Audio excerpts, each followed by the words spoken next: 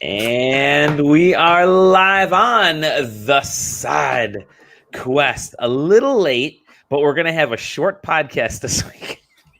I'm Dolly Demovsky. You're listening to the Side Quest over at SideQuesting.com. Joining me, the wonderful JJ. Yeah. He said yeah, because there are two J's, so they got to have two yes. Yeah, exactly. Yeah, that works. Also joining me, the equally as wonderful Sam Dixon. Hello. Who does not have the same first name or initials twice, unless you're like Samuel Stephen Dixon. No, I have a C as my middle name. So okay. Hello, gentlemen. How are you? Oh, I'm doing great. Just great. That's great. That's good. That's good. Yeah, you guys are always great. You guys are always wonderful people, and that's what I really appreciate about our times together. I've got a vacation. I'm using up the rest of my vacation time this week, so I can't be bad. It's worth it to say that you're using up your vacation to hang out with us, and podcast. Exactly, right? Actually, podcast a couple times. No, this week is going to be absolute. Just it's this, then tomorrow, then Saturday, then Sunday. It's just. Do we want to make the fun announcement about what we're going to be doing? Yeah, do it. Me or you? I'll let you do it. Oh, okay. It's the spoopy season. It's Halloween, and we've been talking about it for months at this point, years if you go back long enough, probably. But we're doing a cryptid show. Yes, we are. We've been dying to do it just because it's fun stories, and I don't know. They're also cultural stories, which I think is really fun. They're cool little history pieces because they tie into like the history of a region more than just being a scary story to tell kids not to go out into the woods at night. So, that is really interesting because cryptids they start off as a super regional type of story, right? And it's a lot of like local folklore is kind of embedded, in a lot of cryptid talk. So, and you're right, it's a cultural thing. It's not just we're going to cover a lot of them, but so we're recording tomorrow. I don't know. Maybe we'll do it live. Maybe that'd be kind of fun. We'll see. It's too much pressure. I got to tell a spooky story, and I got to do it live. Yeah. So I think it'll be good. We're going to try to do tentatively working on a 6-episode season of different cryptids, different cryptids we'll be talking about. We don't even have a name, so I've got to, between now and when we record tomorrow, we've got to brainstorm a name, come up with something. Otherwise, it's going to be called like the Cryptid Cast or two, dudes on a virtual campfire. We'll figure something out. Can't wait. It'll be fun. It'll be a lot of fun. It's something that we wanted to kind of expand a little bit on and try some fun other shows. So I'm elbow deep in sort of like scary stories these days. So I'm all in to just do it. So it's gonna be fun. It'll be fun. So what else have you been up to, by the way? Let's just dive into what we've been playing. JJ, what have you been playing? The ever popular game of why aren't any of my cartridges working? So I have to sit there and rubbing alcohol on each and every one of them to get them to work. That's game one. So my Nintendo 64 connectors were all really bad. So I really wanted to play WWF No Mercy and I couldn't. So now I can. I tried that new Streets of Rage Yakuza thing that they put out.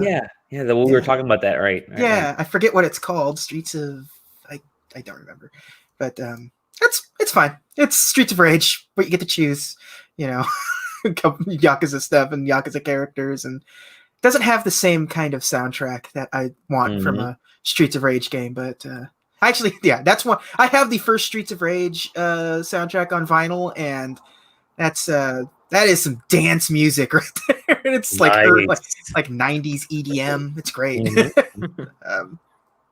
I've just been wrapping up some things that I've left. I'm on the last mission, but yet I'd never beat Star Wars Fallen or Jedi Fallen Order or whatever the hell it was. So I finished that. I wrapped up. I'm wrapping up Doom Eternal. The main quest. The main quest of Doom Eternal, because that DLC is out-ish somewhere. I forget if it's out or about to be out. Tell me what you thought about Doom Eternal. I like it, but the 2016's better. Okay.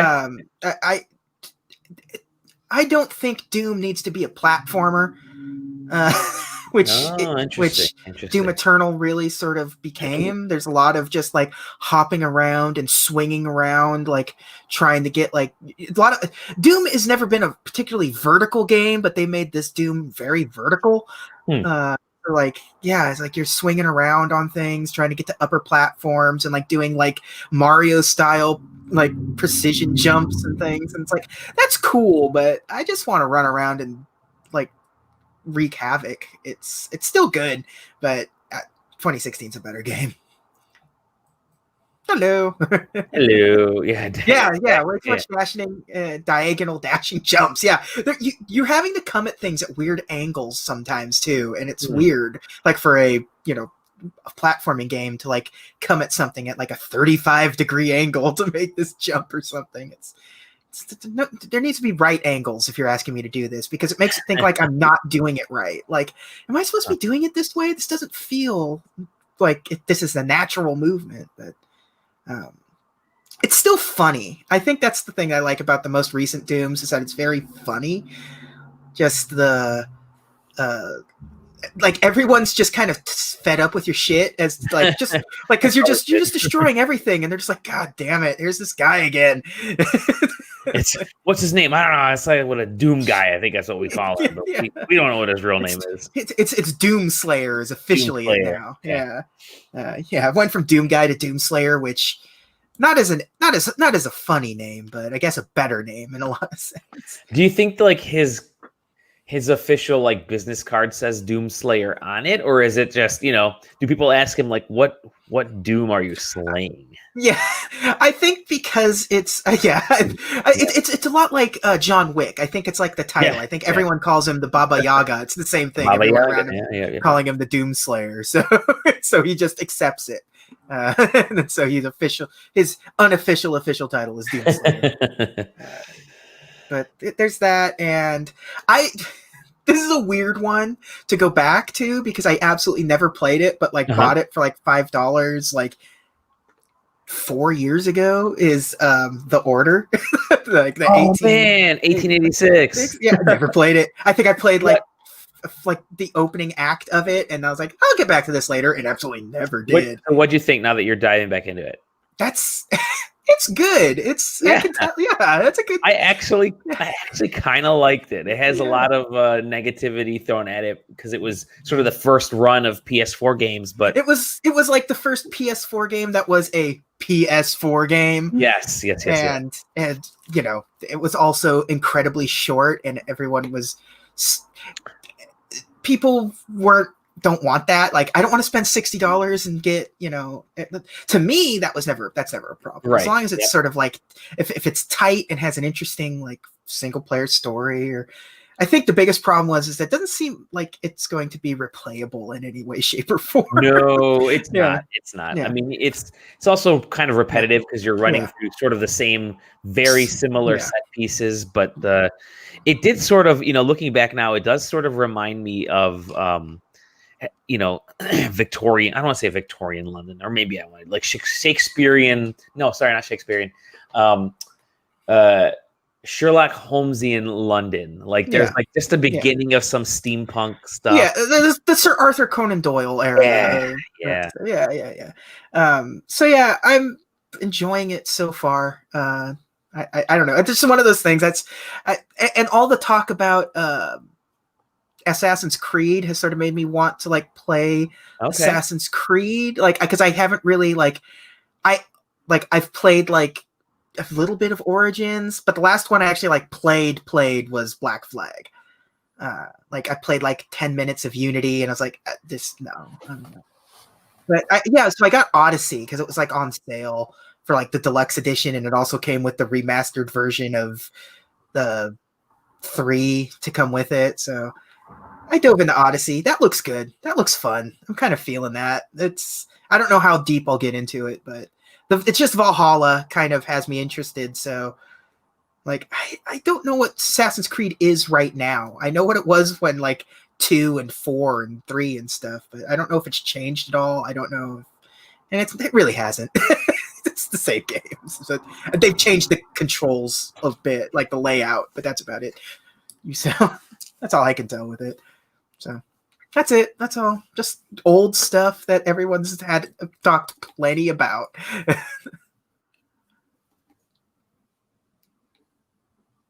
Oh, I think Dally's muted. You're muted. Yeah, of course, I'm muted as usual. I was setting up my settings for the game that I'm going to share in a second. Oh, look at you! Yeah. Hey, Sam, what have you been playing?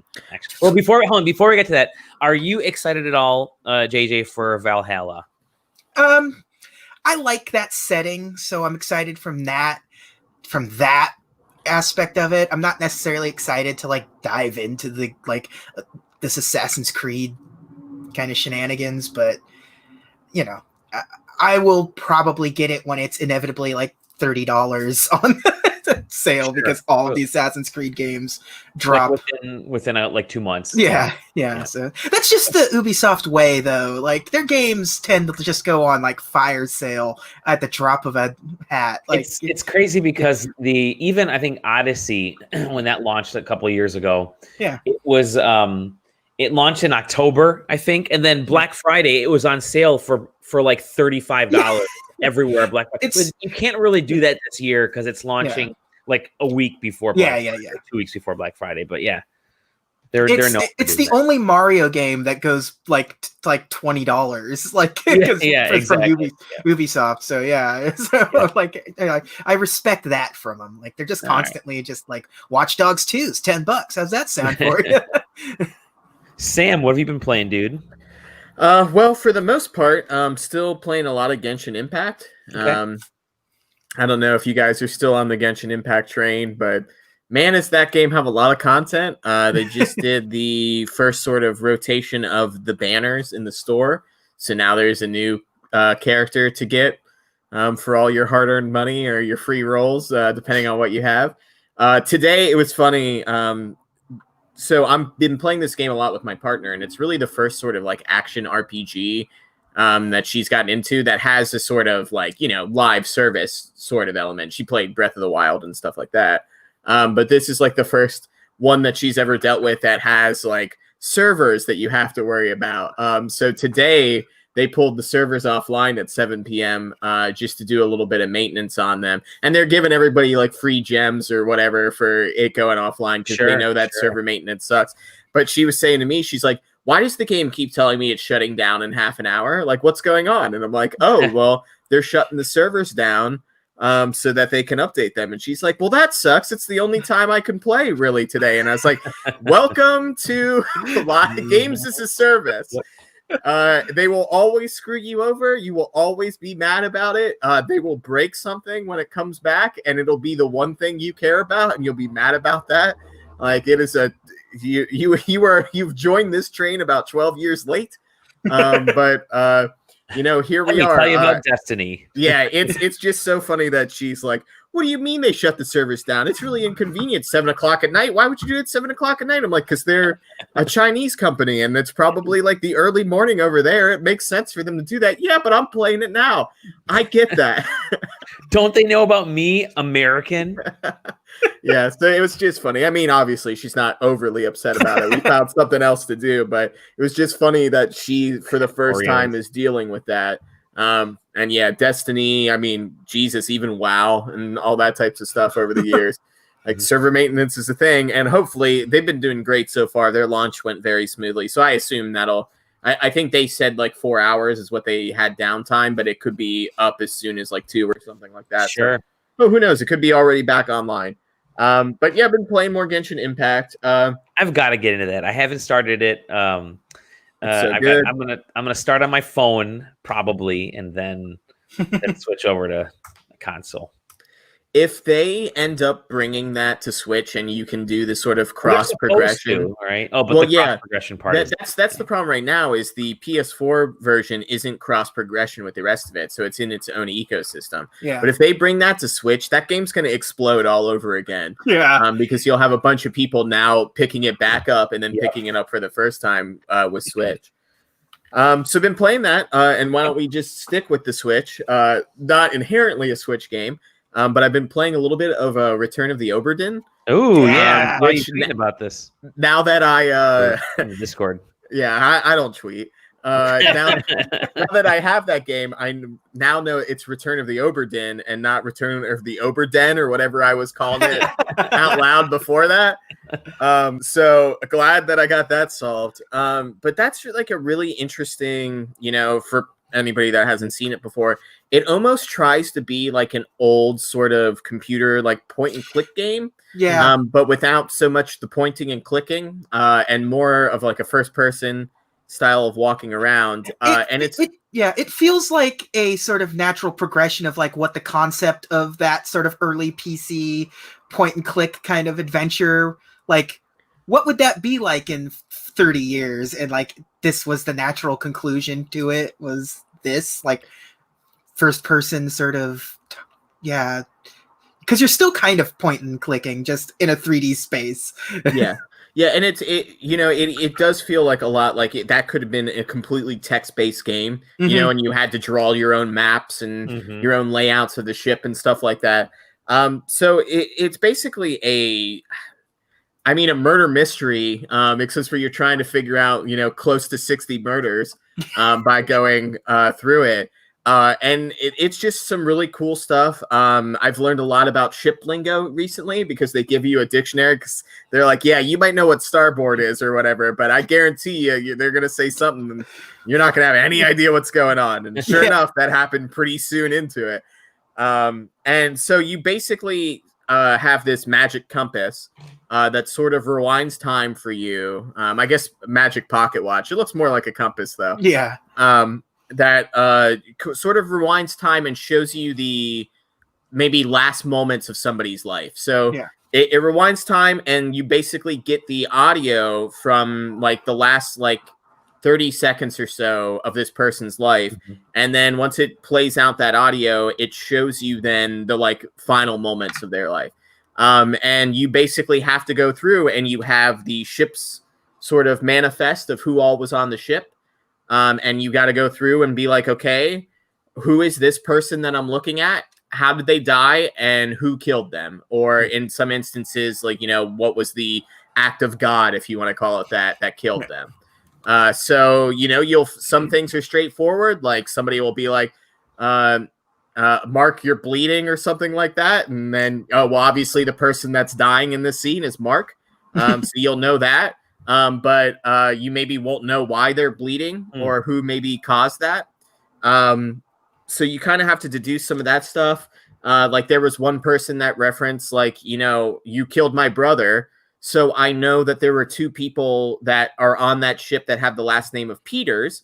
So one of them is the brother that died, but which brother is it that died? So I have to watch some other scenes and see some other things take place to figure out, this is what they were referencing before. So now I know who this person is. And it's basically a giant one of those, Sally lives next door to Steve and Steve lives in the red house. So it's one of those, but with a much larger implications and everything. Holy cow, I love those. So it's very interesting. I really hope that like the momentum of, finding things and it's showing me cool new interactions and sort of really throwing you a curveball because you think one thing's going on in there and you're like, oh, okay, I understand. And then it shows you something that I really wasn't prepared for. And I was like, oh, what is going on this boat? Like there is as far as I know right now, there are some people that escaped at some point, but God knows if they're alive. And there's one person that I can guarantee is alive from that boat. And even at that, I feel like, I'm going to see a scene at some point where I watch that person's death and I'm going to be like, well, what the hell happened here? So who knows? It's certainly very interesting. And I really want to dig into it more to sort of figure some stuff out. It's a cool fucking game. It's the Batman detective stuff from like Arkham Knight, where you can rewind time and watch like the person getting like thrown out the car window or whatever, but taken to the absolute extreme, and I love it. Yeah. The only issue I'm having with it right now is it really hurts my eyes occasionally. It's got this monochromatic look to it. And you can it's got the fake dithering, like it's got like you can change make things sharper, but its version of making things sharper is just to sort of lower your field of vision, and that really almost makes things worse, at least in my feelings. And then you can also change the sort of color palettes. So like the default footage has that sort of black and white aesthetic. It's really more of like a brown and white aesthetic when you're actually playing it, but you can change it to, I think they actually have like monitor modes. I believe the one I'm using right now is like what the like Intellivision monochromatic mode looks like. So you can sort of shift it out with some of those older computer monitor looks. All the cool like VGA and like this is what it looked like on a Spectrum or whatever. I'm trying to think like what was that? Is it Downfall was a game that did that same type of thing where it kind of gives you color palettes if you're not so, if you don't want to be looking at the same thing. Or like I think one of them gives you the same like green and like sort of darker green Game Boy aesthetic that they have. So Apple II aesthetic is in there and stuff like that. So there's other ways to look at it, but you're still kind of looking at the same sort of what's weird is it almost feels like N64 level of textures occasionally. Some things are a little bit more fleshed out than that, but and obviously everything's not as like cubed maybe as N64, I guess triangles, right? That was the big N64 thing, was everything was made of triangles. So it's not as triangular, but it's certainly not going for a realistic looking aesthetic. Or if it is, it's a realistic looking from like the late 80s, early 90s computer games. I was so interested. I'm still really interested to play that game. I definitely recommend it. I really enjoyed my time with it. I have it on. I played it on PC, and like I won't go back to it because once you're kind of done with it, you're done with. Like you can go about things a little differently, but it's cool. It's a cool little like. There's not a lot of mystery games like that, which is so it's nice to be able to dive into something where the puzzle you're solving is more than just like, jotting down. Yeah. How long is it about? That I don't know. I feel like I've played it for maybe like 3 or 4 hours. Yeah, I feel like it was 10 or so. I guess it really depends on how good you are at being a sleuthing. Because like at this point I don't think like I've seen every scene that it will show me for sure, but I don't feel like I feel like I'm missing scenes, right? Like I'm trying to put together a puzzle and I haven't found all the edge pieces yet is basically where I'm at. And I have a couple of chunks filled in here and there. But then some of the more like, I don't think I even have all of the obvious answers yet. So there you go. It definitely how long to beat says it takes about 8 to 10 hours. 10 hours. If you're really bad at those puzzles, I suggest getting a cork board or something and start tying strings and I just Googled it and it says 4 to 60 hours, and I'm like, that's okay, sure. Yeah. Oh man, but I've been playing it on Switch. It does suffer a little bit from, if you're like moving the camera a lot and trying to get from one edge of the scene to another very quickly, it does have a little stutters here and there. So if you're susceptible to sort of motion sickness in that with first person games, maybe play it on the PC. But it's okay on Switch if you're fine with those type of like frame rates, dip in occasionally. It's not something like an action game where a frame rate dips and now the game ate your inputs or there's like a dozen things going on and you can't really focus on what's your actual movements. But the other thing that I've been playing, and that I've at least released a photo to you guys in the Discord, is Mario Kart Live Home Circuit or whatever they call it. Yeah. I bought the Mario set. Instant regret. Should have gotten the Luigi one. That's going to be the more rare. I have both. That's going to be the go-to in about 10 years when they only sold these once and everybody still wants them. Yeah. But man, hey, do you like Mario Kart? Do you like Mario Kart a lot? Yeah. Do you like maybe scaring the absolute bejesus out of your cats? Are you gonna have a panic attack every time you slam into something in your house? Hey, don't get it. But man, is it just crazy how well that translates to just a game that you can play on your Switch?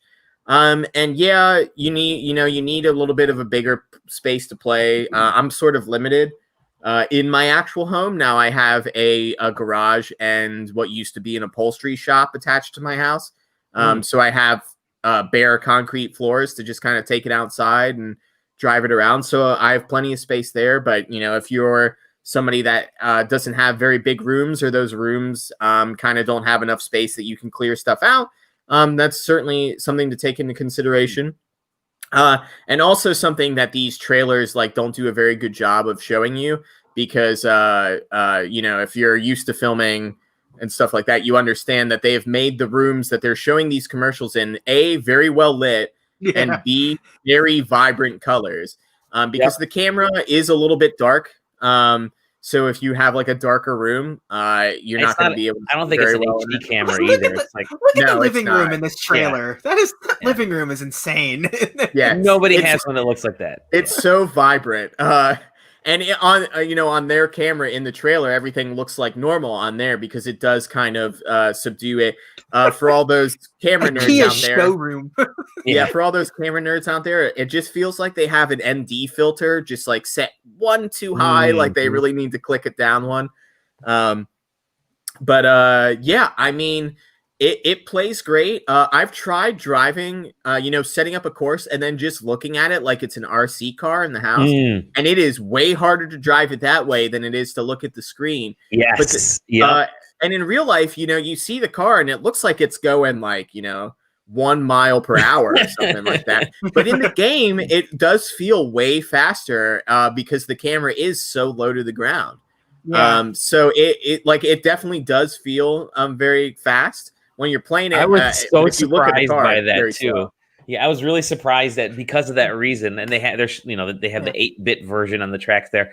I was really surprised at how fast that how slow it's going on the actual road, but how well it looks, even at 50 cc, and then when you get to 200 cc, that thing it's terrifying. It's weird because I'm one race or one series of races away from unlocking 150 cc. Okay. So you don't get that right off the bat. You get access to 50, and then I think you have to do one race or set up a course or something. Then you'll get access to 100, and I think you have to get 5 cup victories for 150 cc, and then 8 cup victories for 200. But there's also mirror mode in the game, which I haven't unlocked. But there is one of the courses where what's the wizard's name in Mario? It's the wizard with the blue robe, and she shoots out the PlayStation buttons. That one, that is a power up or an effect that can be placed Magic on you. Magic. Yes, Koopa. There's an effect that can Kamek, I guess, depending. Yeah, it switches it to mirror mode, so you'll be driving normally in the race, and then the camera will switch to mirror mode. Oh god, it is so incredibly hard for your mind to do the mental gymnastics of, okay, I set up the course and I know I'm turning right in my house, but on the camera it's left. But my mind will not let me turn left because it's no, you turn right there. If you turn left, you're running straight into the entertainment stand. What are you doing? But the game, I mean, all it does is flip the camera, and then is smart enough to know that it flips the inputs at the same time too. But that's sort of I never have had an issue with mirror mode in Mario Kart games before, because it's just another race course, but now it's set up differently. But like for some reason in real life, I just cannot teach my brain that, hey, we're in mirror mode, and if you just pay attention to the course, like you got to turn right or you got to turn left, just turn that way. But I just will not allow me to do it. Yeah, it's what's really kind of interesting about the game is how much it actually feels like surprisingly feels like Mario Kart, at least controls wise. Like they really did. I think it's the company name is Velen Studios that actually developed this. They did a really good job of kind of capturing that Mario Kart feel. I'm going to start playing this all over again. There we go. And so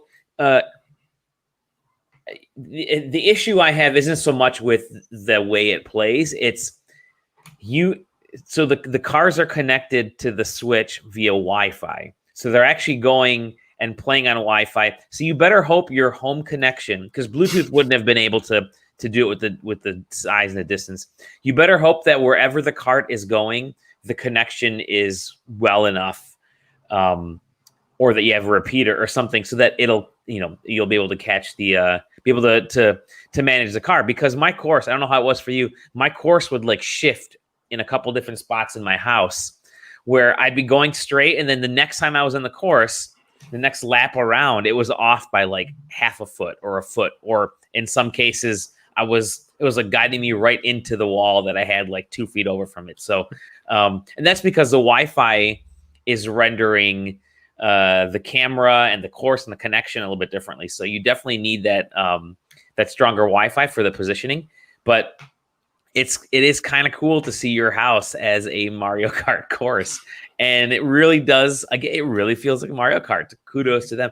This is the kind of thing, like, as an adult right now, I'm not going to be playing it a whole ton. I think I'll probably play through it to unlock it, and then I'll hope that somehow this will tie in with more cars or whatever later on, or something else Nintendo does later on. But I think what's interesting is my daughter was loving this thing, but she was loving creating the course and not necessarily playing. She wanted me to play the courses that she created. She's going to be 11 here soon, so of course for her it was chaos, and she's putting like stuff all over our kitchen floor, our living room. No design language. No design language. She's like, how can I fuck up? How can I fuck with Dad? And so it was actually it was great from her standpoint, because she put all her little toys along the side as like people in the stands and stuff, and she'd get a kick out of watching them on the TV screen as they'd pop up. So she loved that, but it was a little bit more for her, that was what she was kind of into. But for me, there isn't a whole lot of meat on the bone besides the novelty of playing Mario Kart in your house. It's like, okay, I mean, you can't play online. Different layouts, but it's still going to be basically the same track every single time. Exactly. And did you get it, JJ? No. Okay, yeah. It's been difficult. I'm surprised how difficult it is. If it breaks something. No, it's always my fault. I break stuff. Yeah. No. It's expensive for 2 players, which I think was kind of a miss by them, because I think you need more to entice a single player, a single owner or one player portion of the game, because there doesn't seem like there's a ton there. So you go through the courses and you're like, okay, I guess I'm gonna unlock the mirror mode, and then when you get mirror mode and you're really upgrading like hats and a few things when you're developing the courses, but it's all pretty much, I mean, it's very very transparent as to what it is. Yeah, it feels a lot like the amiibos, right? Where it's like, it's very cool to set up. It's, it'll definitely be like the sort of like talking piece of, we love playing Mario Kart. You guys want to check out the RC car for like a couple of laps and stuff like that. Mm-hmm. But unless, they're releasing more content down the line, at some point it just becomes like another Mario branded thing that sort of just kind of sits there once you're done with it. And it is a shame that they didn't sell like a 2 cart option, because there is no there is no cartridge that you're putting in there, and you don't have to purchase the game. It's just a download. So it just seems kind of weird that they wouldn't sell a 2-cart version for families that have 2 Switches, because it's Nintendo. They got to think with how well the 3DS did and how well Switches are doing that. There's probably a family that has one main Switch and maybe one Switch Lite, or you have 2 younger kids and they both have Switch Lites. And it just seems weird to kind of like for dual child families, on Christmas Day, when this is a gift from Santa or something like that, only one of us can play at a time. Well, you set up the course and I'll drive. And it's like, no, that's not how things are going to fly. So I do wonder if that's why they sold these separately and not in one pack, is because they were concerned that there may not be enough like dual Switch homes, Well, I think they definitely are hyper aware that, you wouldn't want to sell the dual setup to somebody thinking, oh, we have a Switch, so both of, Johnny and Steve can play together. Actually, only one of you can play, and you need 2 Switches to play 2-player. And sorry, now you just got a cart that doesn't do anything. Give me a combo pack. Is it not possible to race 2 at the same time on the same course? So yes, it is, but not on the same Switch. So everybody has to have their own cart and their own Switch console. You can race up to 4. That seems like I could see them being worried about that kind of thing too. Like, boy, that's a lot of A, Wi-Fi, and B, like 4 of these cars that aren't racing around, and all kind of using the cameras to figure things out and stuff. Like, it seems like that would be problematic in some households. Yeah, I do want to clarify on the Wi-Fi thing. So it's not connecting to like your local Wi-Fi, like not your router in your house. Yeah. It's using that sort of Wi-Fi ad hoc system that Nintendo has had in their both consoles and handhelds for a while. So it's really the positioning of the Switch is where like your sort of course limitations are. So I haven't really tried it out myself, but I'm curious to see if, they recommend no bigger than like a 10 by 15 room really to drive around in. But like, could I set up a course that's, 100 yards, something like that long, if I was walking alongside the Switch, like during it, right? So like, could I make it my entire house if I'm walking through the Switch? Or so walking I was sitting on the couch in the middle of the room, and we don't have a giant living room or anything, the living room and the kitchen, which is about the size of the video in the thing that they're showing right there. We don't have a giant size, but I was not necessarily losing connection, but the connection would get pretty weak if I was like 15 feet away. Which it'll give you a warning before you get to the major extent of it. Like I was driving it around my house, and I got to like the edge of my kitchen, and it was like, like we're getting too close to being out of range. Like if we go out of range, you won't be able to control it, and like that might lead to bad things. So don't do that. Were you like me and create areas that you knew, like you could create like a loop or something, just so that you would have areas to bypass the other carts and like chop, like, go from like 5th place or 6th place to 1st place just by staying straight and getting off their actual course. Because we would create areas in our house that it's like, you got to make a sharp left and another sharp left, and then you're back on the course, So the Koopalings or whoever they are, they have to follow that, but I just fucking blow right through it and get back on, get off the course and get right back on, and I'm in 1st place. I can go from last place to 1st place without any issue. I feel like a jerk doing it, but I feel like you're defeating the spirit of the game. I completely am, but damn it, I do not want to lose. Yeah, there's certainly some like I guess gate problems, I would call it. So I was trying to do a little bit of experimenting because, skipping chunks of Mario Kart tracks is part of Mario Kart at this point. Yeah. The whole speed running scene is based around how you can fuck with those gates. Yeah. So there was I was doing a little bit of experimenting, and I did see a couple of times where, I would go through like gate 3 and then just skip past gate 4 and go through the finish line, off course. And it would be like, hey, you've done a lap. But then other times I tried to do the exact same thing.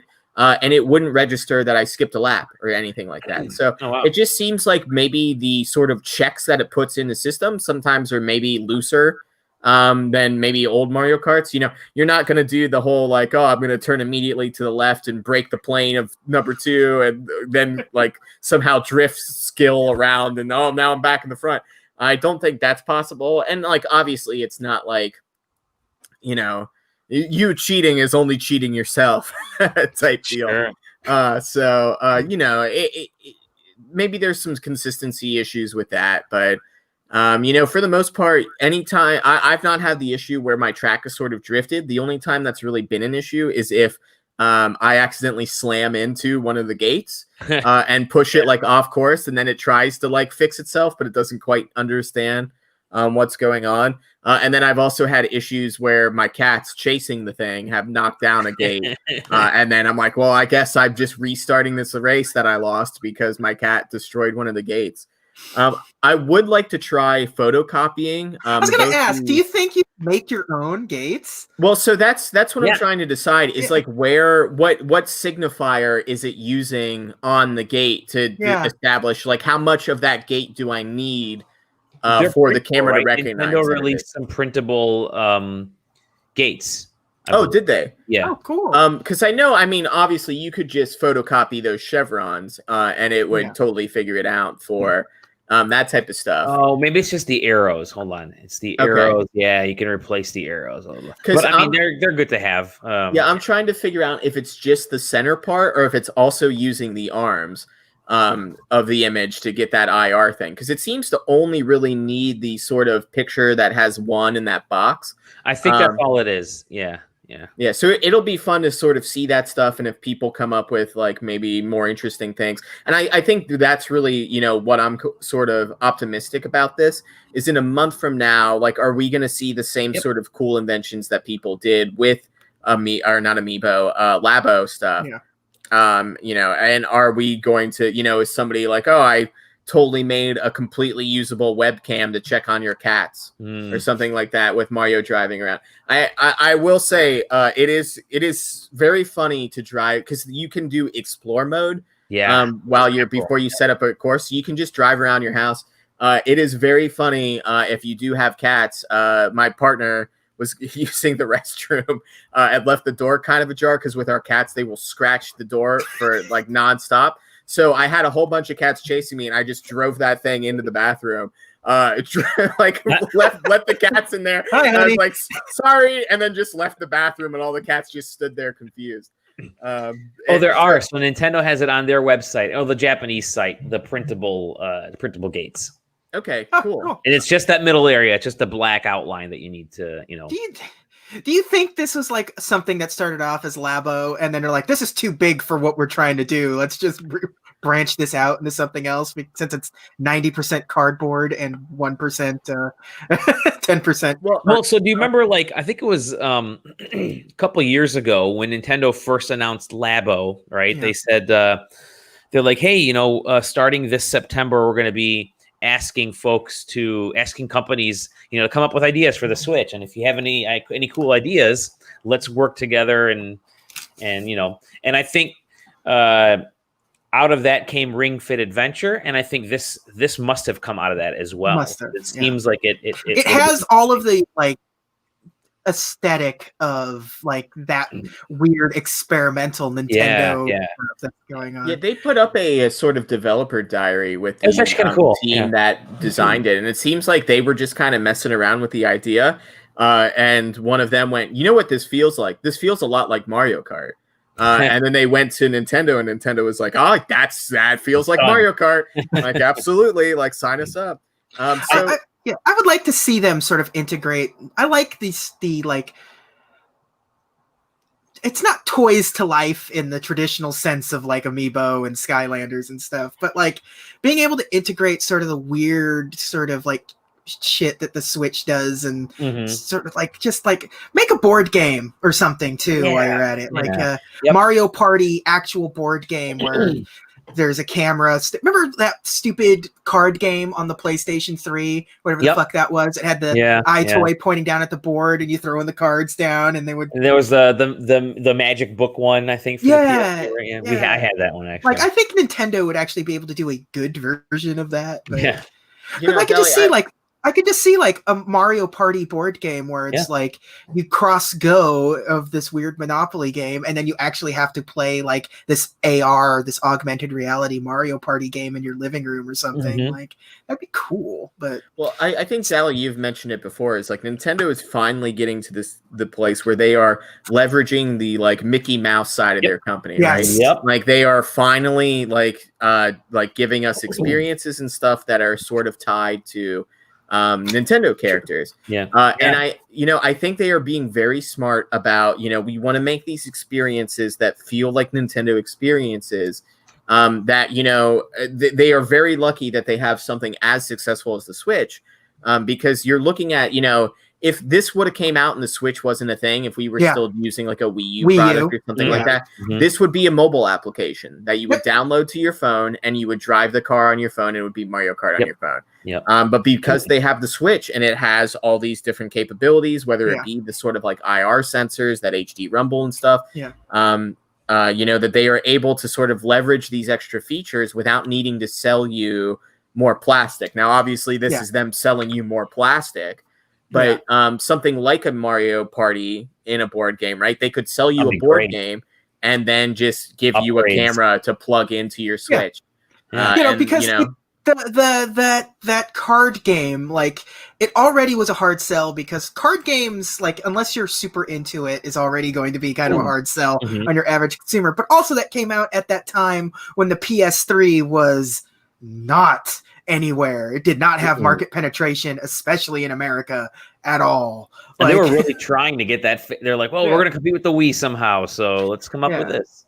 The market penetration for the Switch is just like, you have so many people with a Switch that you can really. Stefan brings up a good point. He says, like, the AR card that came with the 3DS. There were a series of AR cards where you can actually move around a table and play these. So bring that idea with a board game, which I think a Nintendo board game, why they're, they haven't done Nintendo Monopoly yet with like, Amiibo, but you have Amiibo and you get a, like you have, get a camera or something. The fault of the Switch is that it doesn't have a rear facing camera. Yeah. It doesn't have any camera in there. So, actually the right Joy-Con has a camera. Yeah, that was what that whole thing was. There you go. There's you're right. There it is. It's a Labo board game. So that's not a bad idea. You set the camera up in a certain position, and all of a sudden you can read the entire board. That's it could definitely be like a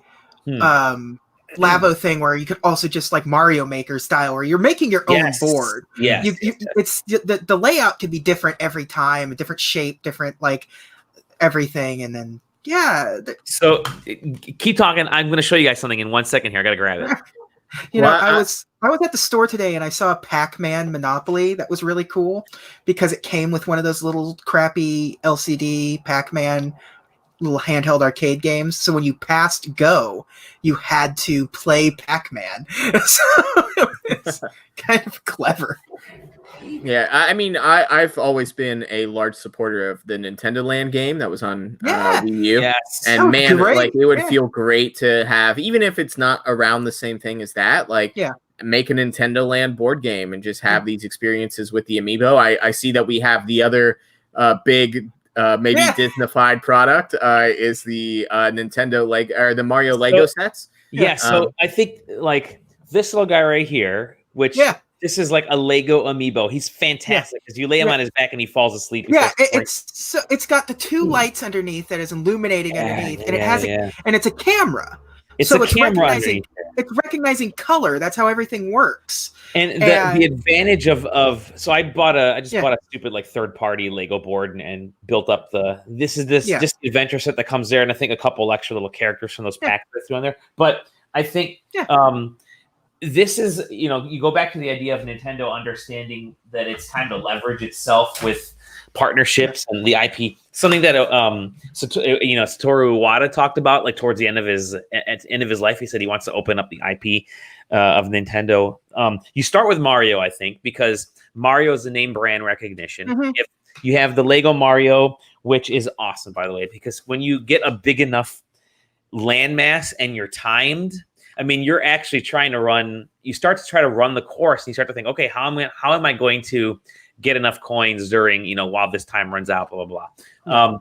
You have the Mario Kart, Mario Kart Live, I think is actually really cool. Nintendo had both of those things are going to be hot sellers this year, especially like we haven't even begun to see the marketing for Lego Mario yet. The way that Nintendo is definitely intending to do it this year with the toys. They're going to say, hey, guess what? Because I think there's already some that are specific to like Target and some that are specific to GameStop, like Lego sets. You're going to see Nintendo come out and say, here's the next iteration, the next set for the Lego Mario thing that everyone's going to own. And I think those are going to start flying off the shelves even more than they are now. But the Mario Kart thing, they're definitely going to have Peach and Toad, or Peach. I would love them to get a motorcycle out there, like the little RC motorcycle. Oh god, that'd be cool. Something, because the one thing missing from it is the sort of weight classes in Mario Kart. And you can boost. You can turbo boost off a start, which is kind of cool because you again hit the gas on number 2, and then you can do drift, and you can actually do boost off of drift if you drift long enough. So they've managed to work those into the car, and it actually is pretty awesome to see what this card can do. But I think just to kind of end my aspect of this, I think there's stuff Nintendo can do that it kind of reshifts them back to a toy company with the Switch, because all the stuff that's built into the Switch that I think that's they're sort of leveraging a whole different aspect of the Switch right now. I really do wish the Lego Mario was somehow connected to the Switch, and I think down the line it may end up being, the next Mario game may come with a Lego, or maybe a Lego Mario pad that you. It's like this thing is just Bluetooth. When you get it out of the box and set it up, they ask you to please update your Mario, and all your stats are on your phone and all that kind of stuff. But I think you tie that in, and then all of a sudden you have even more stuff. But I guess that depends on how lucrative and how long they plan on keeping the contract with Lego. But how long was Zelda? You're gonna have Zelda come out next, right? Because that's the next big one. You're gonna have all these other sets start to come out, all these other aspects. We've only seen Mario for all this kind of stuff, so I really think that you're gonna see. They need to do a Lego Donkey Kong, just a nice vertical, make your own Donkey Kong stage to go up and stuff. All right. Anything else on Mario Kart Live? I think no. I think that's about it. I definitely want to try out some multiplayer, but you got to find somebody with a secondary cart. So I did actually want to mention real quick. Like I said, I'm probably on a personal basis won't be playing it a whole ton by myself, but when my nephews are over, whenever I can go back to the office, this is going to be something that we set up at lunchtime and zip around the office at lunch. I think would be a lot of fun. Whatever a holiday party is. I mean, it's kind of bad timing for Nintendo on that part, but this kind of like we would race RC cars for our holiday parties. That was a big part of our old holiday party. It was a blast. Everyone would bring their RC car in. We would set up tracks and stuff in our office space and play. I think this is right up that alley for that. Growing up in the 90s, there was always a hot new RC car for the kids that you always wanted every Christmas morning. Exactly. So anything else you've been playing, Sam? He just dove off for a second. Yeah, you're muted, Sam. I was going to ask. He's. Oh, okay. Yeah. Sorry, I didn't see the. Okay. Read the chat. Let's get out of here real quick, brother. Anyways, Nintendo's got a lot of cool things that are not actually games this year, which is very typical of Nintendo. So, I'm going to share my screen real quick of what I've been playing. Let's see if this can I Can I show this? Is this going to work? Just gonna kill the entire stream. Might. Let me see if this does anything. It's black. Can you guys let me know if you can see the game? Can you see the game at all? Nope. Oh, dang! I'm trying to figure out how do I make this window? Hold on. How can I pop it out of a window? So I've been playing Second Extinction for I'm gonna remove that for right now. I've been playing Second Extinction, which is sort of left. It's Avalanche Studios. It's Left 4 Dead meets Dinos, right? Yeah. Stefan says is how he feels trying to Steam. Exactly. I haven't figured out how to get this running. I was able to do it with the Twitch overlay stuff, no problem. But this is wanting to pop it out to a whole separate window. I don't know how to. Oops, sorry about that. I don't know how to get there. I don't know how to. It wants to pop it out of a window, but I'm trying to figure out how to. I was toying around with some of that stuff a while ago. I was doing like Tony Hawk when it came out. I was trying some of that stuff. I figured out some of it, but it's not. StreamYard is kind of finicky with selecting window. I think I may have figured it out. Hold on a second here, and it's probably because of. Okay, stop that stream. Let's try this. Let's try this live application window. Yeah, there we go. All right, now you guys can see my stream. There we go. Yeah, I see a scout rifle. You see a scout rifle. All right, let me get back over to here. So I'm going to back out of this real quick, and I'm going to go to play. Let's go over to play. I'm just going to click play over here. Bam. So mission select. So this is basically Left 4 Dead with dinosaurs. Yeah, and I kind of love it. Honestly, I like both of those things combined. That sound like those sound pleasing. But it's a very social style, game in that you get these objectives. Like in this mission, Homebound, your goal is to kind of open up these hangars and get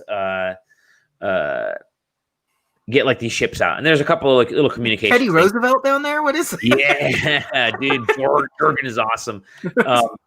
So I'll just stick with this loadout so you guys can check it out. He's got the sniper rifle. I like the one of the other characters because they actually have like this crazy ass shotgun. But so you select where you want to drop, and obviously if I'm playing over here in the middle of these, I want to drop down here. So I'm going to play that.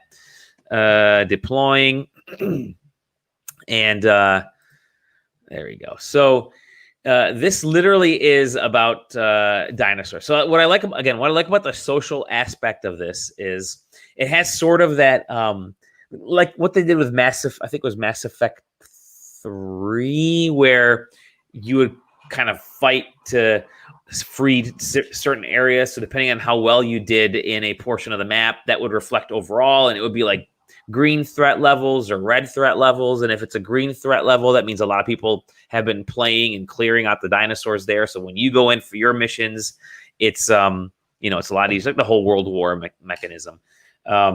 So this is very much the kind of game that you want to play multiplayer. And it's likely because I'm really bad at playing these things. So I'm going to hop into the pod. Let's hop into the pod here.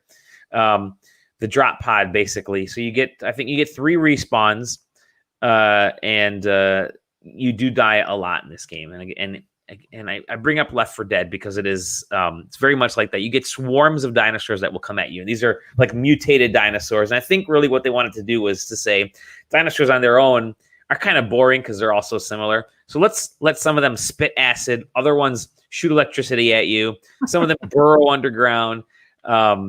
So you can, they are very generous, at least in letting you get your weapons and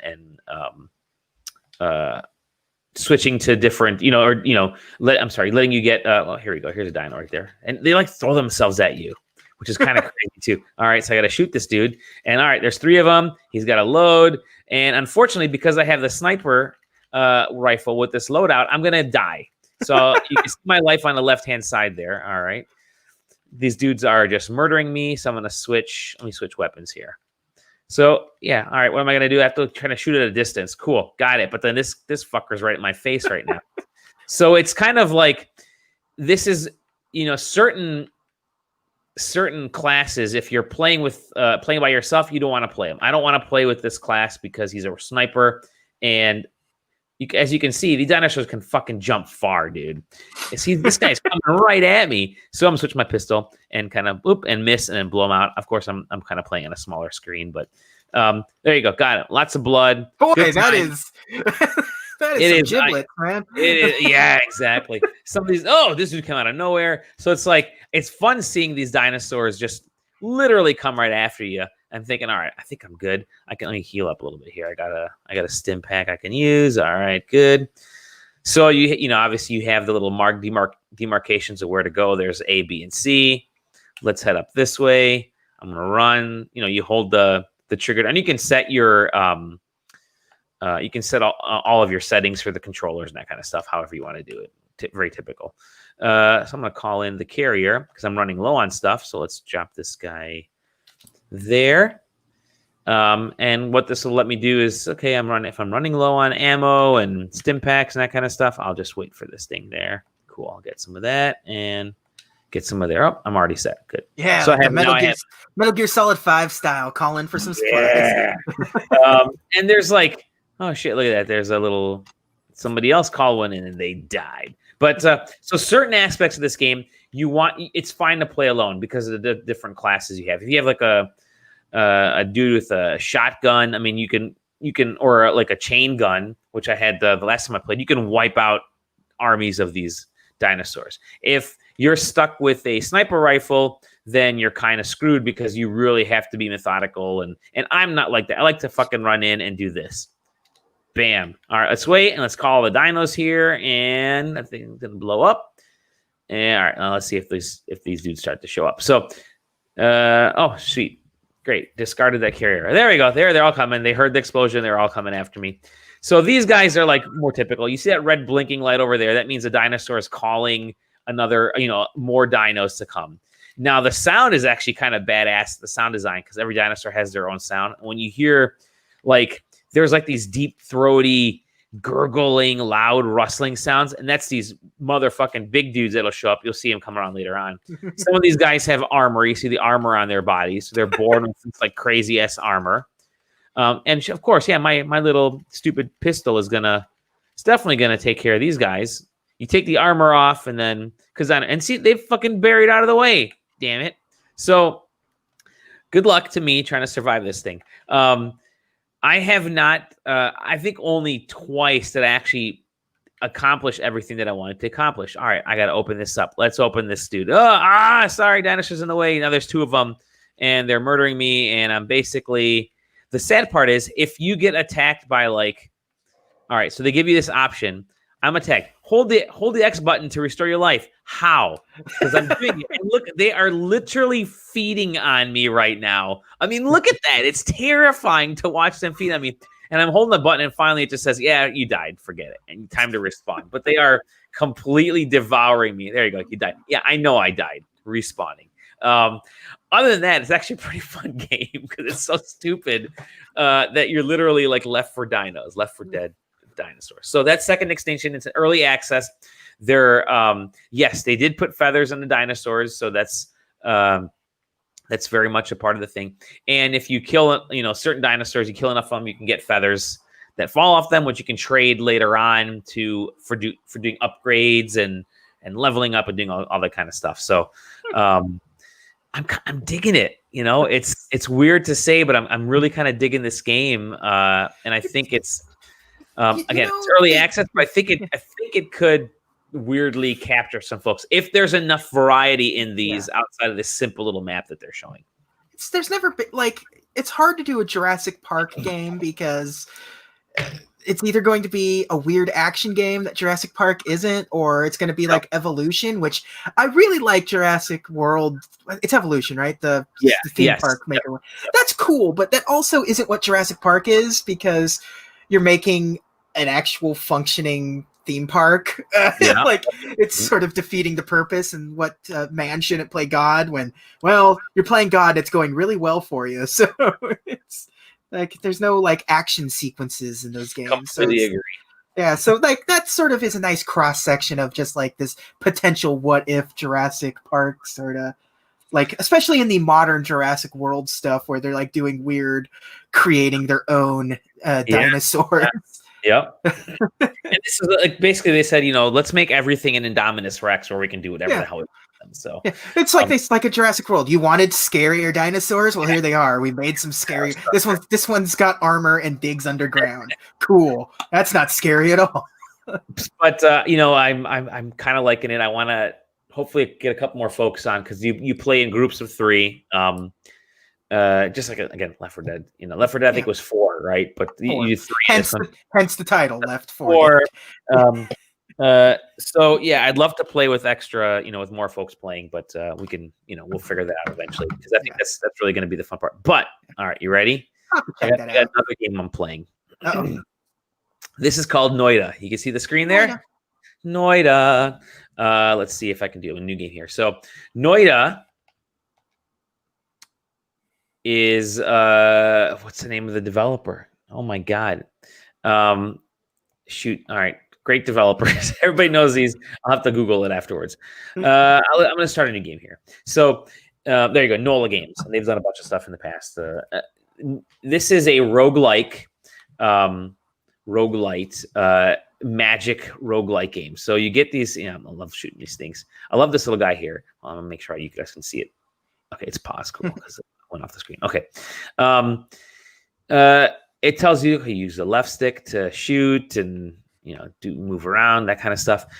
The awesome part of this, so this is kind of the opening sequence, and then you get into the underground, and then this is all right. Let's move this out of the way. Really, this thing is in there to let you know that it's building the world, right? Because this is it's a roguelike. All right, let's get that out of the way. I can jump and fly, and now I'm in the whole built-up world. I've entered the mines. And what's awesome is this every freaking little pixel here is I'm kind of pointing. Oh, this guy's coming at me right now. Let's shoot water. Dude, is generated. Wow, he's still attacking me. Holy cow. Has like physics and gravity to it. So I'm about to die. Let me get out of the way here. So it has like physics and gravity to it. And you can see it's burning the wood that I'm standing on. And it's taking every little pixel separately. So if I shoot this guy now, depending on where I shoot that guy, he's like squirting alien juice all out of the way. Okay, cause of death, damage from material acid. Yeah, that sounds good. Nice. So progress. I got all this progress. So you can unlock like spells. You can unlock secrets and stuff. And there's all kinds of cool things. So really, it's all about just kind of replaying over and over and over again until you unlock new ways of doing things. But I'm really kind of another game I'm really kind of digging. They have all stuff like daily runs and I haven't gotten to this area yet, but NOLA was Baba Is You, right? Yes, there you go. Baba Is You. So they're the Swapper. I think the Swapper. Yes. So they're well known for creating games that are really kind of innovative on that. The world is what you make out of it, right? And so you're interacting with the world in new ways. And so here, I'm going to do a daily run here. Baba Is You was a fantastic game. Awesome game. So here we go. I head this way. And you get different spells and you can kind of craft your own spells in a weird way. Let's get out of the way here. I'm going to head down to the mines. And it's very much a game where they want you to just kind of like mess around with the physics, play around with it, goof around, and then try to make your way through the mine. There are some bosses in here which are like bigger enemies, which are absolutely terrifying. But terrifying in that they are how their sort of physics work against you. And so it's fun. I've got a couple hours into it. I'm really enjoying it. As you can see here, just constantly dying. I've got to get into more of sort of that spell management system and play around with that. But there you go. Noida. There we go. It weirdly reminds me a little bit of SteamWorld Dig, of the SteamWorld games, because you're kind of underground and you're in some areas you can sort of there's already fires. There's Yeah. you can kind of open up new pathways by doing certain things, and which was really popular with kind of the original, or the point of the original SteamWorld game, which was sort of a roguelite, very roguelite. And then they realized, let's just make these levels, let's design these actual levels for SteamWorld 2, and I think that actually worked a little better. But yeah. Anyways, has that little bit of a feel because you're going down into the mines and you're, kind of exploring. I like the sword and sorcery aesthetic. I always like that sort of.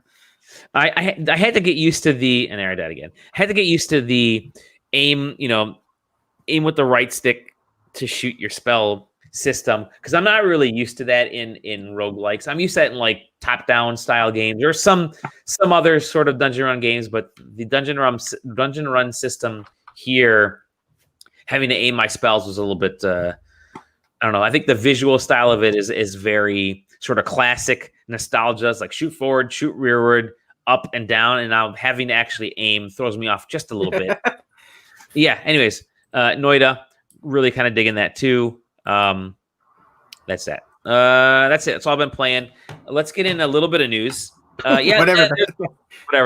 Fall. There's no fall damage that I've noticed. If there is, who knows? I'm glad we're moving away from fall damage in video games. Well, like that second Extinction, I didn't notice any fall damage, which was kind of nice. But hey, let's talk a little bit about news. I'm going to refer to JJ for this first one. You ready, JJ? Because I think you would love this, and it's look at that sucker. Atari Mini Pong Jr. You guys were talking about this Pong machine, and I have not seen it yet. So is it a table, or is it just like a little? It's a tiny thing that's in the shape of a table. Huh. So, I don't know what Atari is these days. I know they're a cryptocurrency now, basically.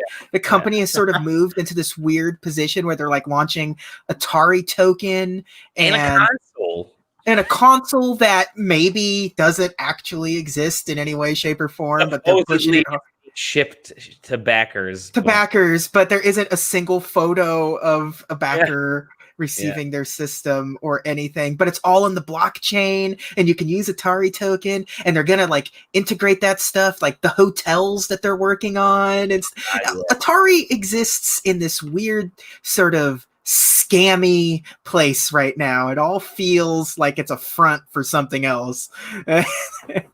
So this thing is basically like it's tabletop. It's a 7.9 inch LCD screen, in beautiful black and white, and all it does, it's not even vector. Like it'd be nice if it's like vector. Yeah. It just plays Pong, and it plays two versions: single player or multiplayer with another person there. And it's the single player has 10 different difficulty levels. Hey, guess what? That is it. That's all this is. Look, I love to play Pong. I would like this if it were a small version of the original, like the original Pong machine, like the Sears Pong, where it had that 70s aesthetic. But this just looks like one of those like modern like barcade sort of weird things. Where it's because their press release even kind of noted that this was based on they were with all the success they had of the barcade Pongs, which were basically the big full table ones, which are actually kind of cool because they have like lights and effects that take place when you're playing it. And there's like color LCD. This is just black and white. If they were to just do that, like how Arcade 1-Up does their stuff, like I would be more into it than just this little tiny. You can play Pong anywhere. You can play Pong anywhere. It literally, it's nothing. That's nothing to anybody but like an enthusiast, and even an enthusiast like me, where it's like I have the PlayStation Mini. Like it's like it's and I talked you into buying the Commodore 64 Mini. You did. I got that. Yeah, it just seems out of place, right? Like there's all these competition. You mentioned 1-Up at games with their own games with their they're doing pinball tables now and stuff like that too, where it definitely feels like there is enough sort of that nostalgia leaking instances of these companies making these products that people are looking for, where it's like, this is a single device that plays singular Pong on it, and they'll probably price it to match some of these other things that can play 50 odd games or install your own games on it and stuff like that. $50 device. Yeah, if it did the thing like how like the old TV versions of like, because like I have one of those like Magnavox Odyssey 2 things where it's just Pong, it's just the same thing as the Sears Pong, but it also has like soccer and foosball and things like variations of the same Pong. Totally should have had variations of Pong in this thing. Yeah, at least if it was something like, because I don't know what it comes down to how those knobs are, and they're small, first of all, so they're going to be, I have the arcade 1-Up Asteroids machine, and the spinner on it is garbage. It's got this click to it, so when you're spinning it, it's not like a potentiometer where you can just like spin it and have it kind of move until it loses its momentum. It's kind of clicky, and it sucks to play stuff like that. I guess Arcade 1-Up is the U.S.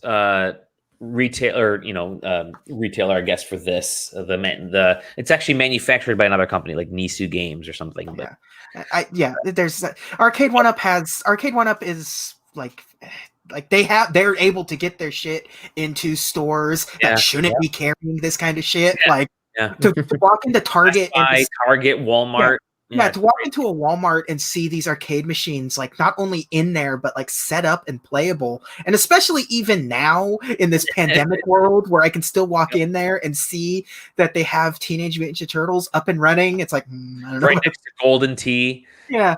Like if it was a cocktail table, because like Arcade 1-Up has those mini cocktail tables. Love cocktail table arcade games. I would like that. I would like the Pong sit down arcade cocktail table. It's functional too. But like this, and that one was super nice at CES last year, I think, when I saw it. But like, and Arcade 1-Up has that new. Have you seen that new table that Arcade 1-Up's doing? Yeah, the Infinity table or something like that. Yeah, it's got board. It's basically just a table.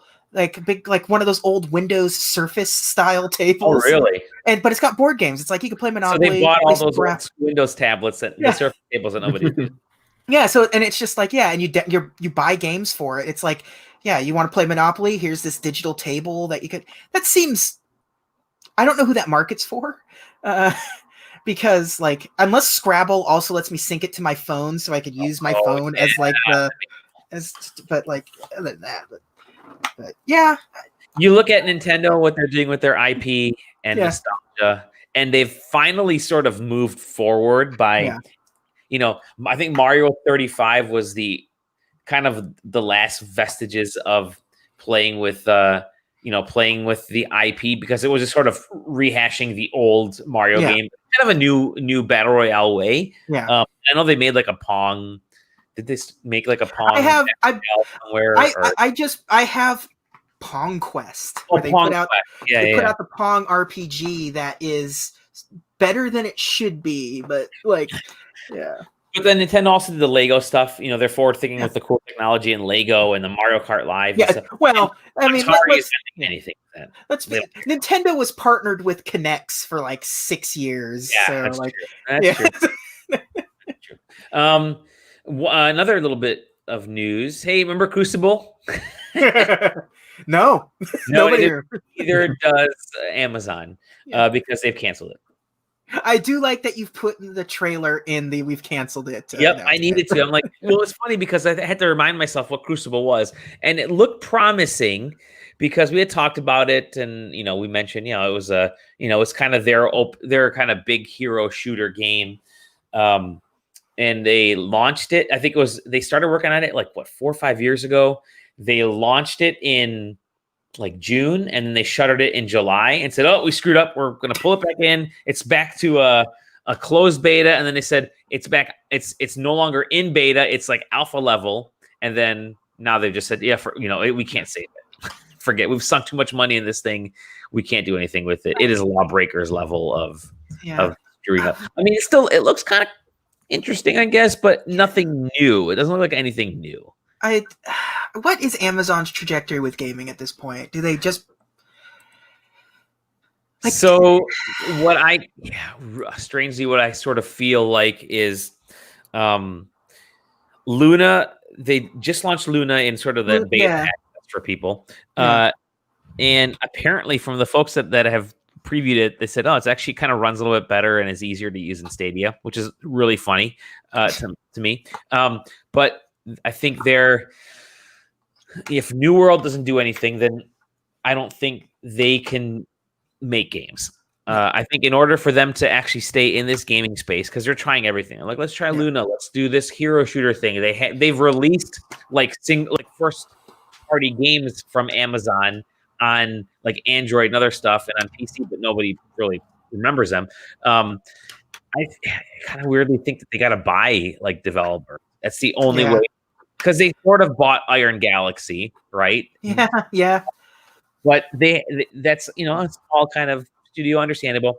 They need to buy. Weird, they hate to say it. They kind of need to buy the Warner Brothers games side. I mean, if the Warner Brothers is available, buy the Warner Brothers games. Buy, maybe not Konami, but I think there are other companies out there. I think there are Western companies out there that they can look at. Maybe this is where you really get into Ubisoft and say, you know what, this is going to be an Amazon company is Ubisoft, or Warner Brothers, so you can get that IP, and then you can tie in the merchandise side of things as well, which Amazon obviously really loves. But it's I think they saw what Microsoft did, which Microsoft bought their way back into developing games because they had the Halo studio, and I think that was it. And so they bought Playground Games, they bought Turn 10, they bought all these other studios, and obviously the latest one, Bethesda, and they went on that spending spree the last year. And suddenly Microsoft's future as a first party company, at one point people were saying, at the onset of the Xbox One era, people were saying, there may not be a reason for Microsoft to stick around other than just putting out Game Pass. And now it's like they actually got a future full of these first party games that are kind of interesting. So Amazon's gonna have to do that. I don't think Crucible is just like, yeah. I don't know. I guess I don't understand where like Luna fits into anything. I don't know if that's just once they purchase, because they have Twitch. They freaking have the biggest streaming thing out there, Twitch. Yeah. And again, Mixer left, so it's right back on Amazon. Twitch needs to be integrated with Luna somehow. I mean, they can build off of Twitch as their gaming platform. You have Amazon Prime, you automatically have access to all of our games. They're all streamable instantly on Twitch. They're Luna, blah, blah, blah. I mean, that's the way you kind of sell, but because it's not like it's one of those things where they can sell it to, trying to convince Microsoft to use our technology, because Microsoft has their technology already. And I don't think they're going to be able to sell that to Sony. I don't think Sony would ever be interested in any of that. And obviously, Steam is doing its own thing over there, and Epic is, it's like, has to exist in an ecosystem where they have to hope that the Amazon Games storefront becomes big enough to be able to support it for and have Twitch integration is basically the only end game for Luna. I mean, there's really, for the average consumer, there's really nothing there for Luna, even if it works, because there's going to be other options, better options. I mean, if we don't, once it goes to mass public, like, the Xbox Cloud stuff is going to be a game changer for a lot of people if it works on a huge scale of everyone has access to it now. So I don't know. Amazon just seems to be throwing spaghetti at the wall. I think they kind of are.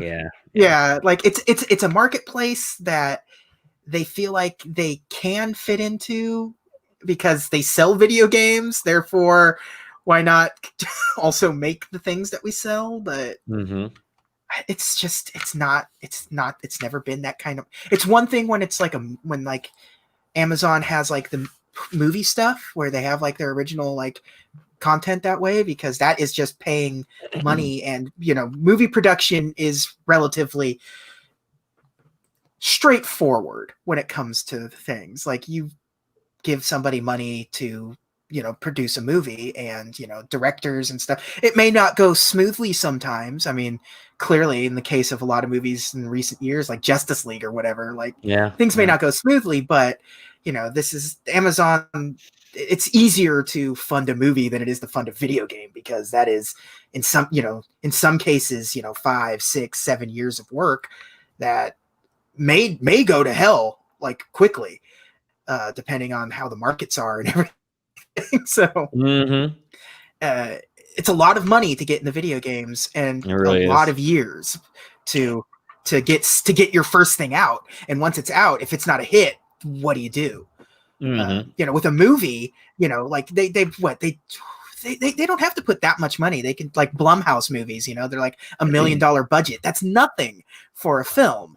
And they did that Suspiria remake, not a particularly expensive movie, but it was a big movie, and it made their money back on it. And that's, helps make another movie and make people want to, see the Amazon logo in front of something and realize it's, maybe it's worth it to sign up for Prime, even though you're already signed up for Prime. I think they need to make a sub brand is really one of the things that they're going to have to do. So because the name Amazon right now carries a lot of weird connotations. So give me a lot of weight right now.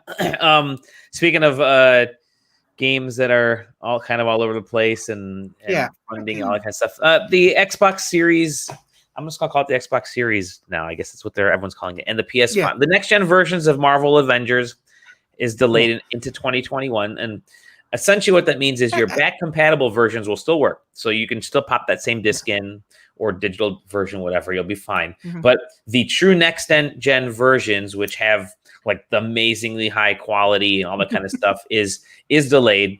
But you'll get those upgrades for free. All that stuff will actually, if you own the game now, you pop your current gen disc in to your PS5. When that next gen version releases, you will get the current gen will get all those upgrades for free. So that's kind of a cool cross-gen thing. But and along with that, a lot of the updates were delayed too.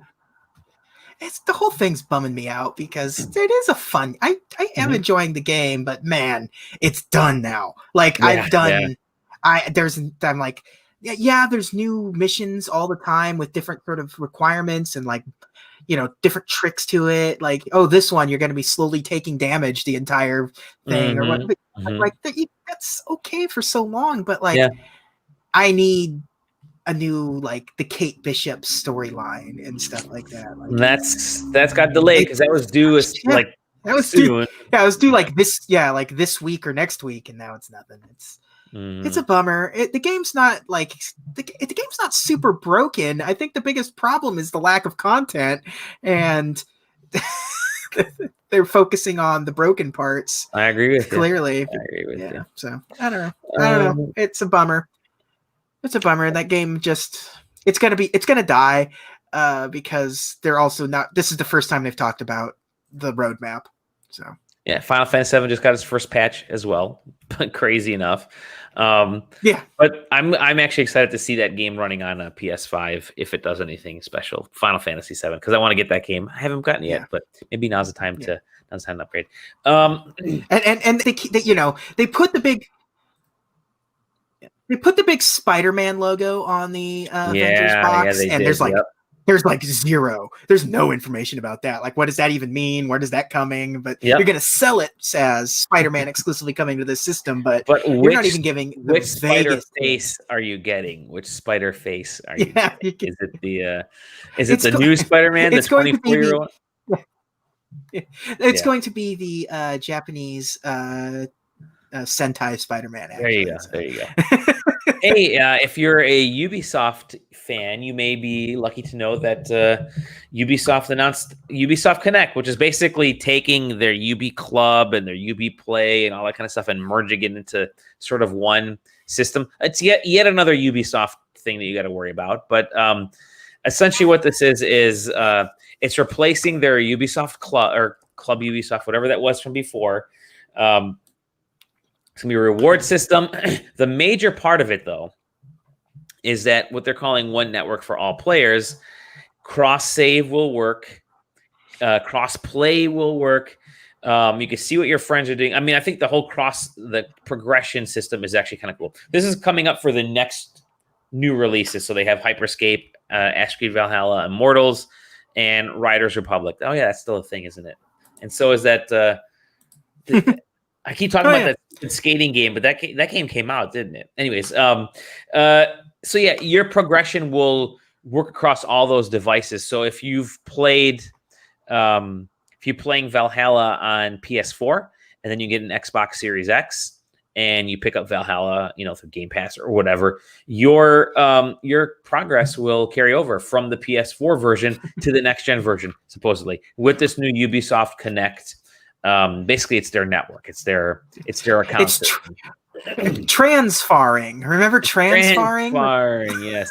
And so that's what I think it's kind of cool, actually, because if you're playing games, like you can kind of do it in certain ways with, like, even on the Switch. It's like you can play Witcher 3 on PC and then transfer your save over to the Switch, and like other games do that too, right? Back and forth. But it's very like small, contained. It's PS4 and PC or Xbox and PC. If you wanted to get your data from your Xbox game to your PS4 game, you gotta go Xbox to PC, PC to PS4, that kind of thing. Yeah. Now it's all kind of, that loop is sort of closed up, which means everything's, your save data is accessible everywhere, which could be a good thing and a bad thing. Good thing, it's, you leave the Xbox family, you go to PlayStation, your Ubisoft games, you pick up and go right where you're at, or your Stadia, wherever you're playing next. But the Stadia. bad thing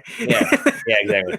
Luna, the bad part of it is, let's say you've managed to like just mod up a game on PC and you've broken it, and then you bring it into your PS4, and your character is just leveled up to the max because you've used some hack on the PC version. So, it's I think there'll be some things here and there that people need to work from, but and really, I don't know if there's not a lot of other news, and it's already, look at that, our half-hour show is now an hour and a half, so that's good. And I'm ready to fall asleep. I'm sure we'll have more news coming soon because we got a bunch of releases coming. Next gen is coming up. Which of you guys has a next gen console reserved, pre-ordered? Preserved. Yes, I'm pickling a PS5 as we speak. I'm renaming our episode this week "Pickling a PS5." All right, good. I got a PS5 on reserve on Amazon. So okay, Sam, do you have anything? I was lucky. I was one of the lucky ones that trickled in that early Walmart leak of the PS5 pre-orders. That's what I did too. That's sneak one of those in, and everybody was like, "Oh, those are going to get canceled." And nope, mine is still ready for pickup November 12th at Walmart. Yep. So excited about that. I will probably at some point, down the line, maybe get the first time they have a cool design Xbox. Mm-hmm. Might grab one of those at some point, and then we'll have to see if I can somehow explain to myself that I need a 3080 for work. I'll get one of those sometime in the next year. But I have a wedding to pay for coming up, and also I may be moving shortly here soon. Just throughout town. My house is old, and I'm really tired of turning on the light in the bathroom and wondering if my TV will flicker on or off. And if your Wi-Fi will work. Yeah. So it's just time to move. So I'm putting the lock and key on big spending as of right now. Mm-hmm. Walmart takes the money out immediately when you pre-order things. So that's already paid for. But yeah, I'm just kind of sitting here waiting. God knows what games I'm playing day one. I think I have Demon Souls ordered somewhere, but other than that, I'd love to know more about this car destruction game, like that Smash multiplayer game that Sony has going on, because that seems up my alley. But I was the sucker last generation who had a Watch Dogs and Driving Club pre-ordered with my PS4, and we saw how that went. I got the PS5. I have not pre-ordered a single game, and I don't know if I'm. It's funny because I still have a nasty back catalog, which apparently will all work completely. So that's great. But yeah, I'll probably get Miles Morales, and that might be it though for launch stuff. Yeah. A Little Big Planet looks kind of cool. I know that's supposedly launch window, but I thought that was launching on day and date as well, right? Maybe they changed it today. Yeah. I was bummed that they're not letting the save data for Spider-Man transfer into the remastered PS5 version. That seems kind of arbitrary. I don't know what the Yeah. That whole Spider-Man thing is just nuts, where it's like, oh yeah, we're remastering the game, but if you own the original version, that's not getting an upgrade. You got to buy the remaster, but the only way to get the remaster is to order the deluxe version of Miles Morales or whatever. Yeah. Oh jeez. It's like when they did. It's like when they tricked everyone into getting the deluxe edition of one of those Call of Duties because it was the only way you could get Modern Warfare remastered. Yeah. All right, folks, that's it. We're gonna pack it up. You can find me. You can find us at SideQuesting on every stinking podcast app. We're even on places like Audible, which is even a podcast app. I guess that's what we're at. We're on Spotify, Audible. You can find us on Pandora, iHeartRadio. You can find us on Manscaped, or I don't know, whatever. You can find us on your fridges because we're probably streaming somewhere too. You can find me personally at Bally Domovsky. Sam, we can find you here on the SideQuest. Yes, only here. And investigating why Microsoft and every company gave up on table-size tablets around 2013. You guys mentioned that there was the original Surface was the table, and that's blown my mind. Why did we give up on that? That is something that would be great these days. So I'm going to investigate that and find my investigative report nowhere. There you go. Considering you don't want to touch anything anymore, maybe it's not great these days. Yeah, but how nice would it be to have a giant Android tablet at your coffee table? I remember at there was a hotel. It was like the Sheraton that's next door to PAX Prime and the convention center that's there. And the hotel lobby had several of those Surface tables in there, and they had them in there years after they discontinued those. It was like Microsoft had given up on them entirely, but they were like, it is 2016 and we've still got them in this lobby. Well, now the new Surface is the standing upright touchscreen, so they just kind of gave up on it at the table. But JJ, where can we find you, my friend? The _double_J and DisneyCompendium.com. Yes. All right, and coming soon, another podcast starting tomorrow. Get ready. That's it. We love you all. We'll see you on the next episode of the SideQuest. Bye-bye.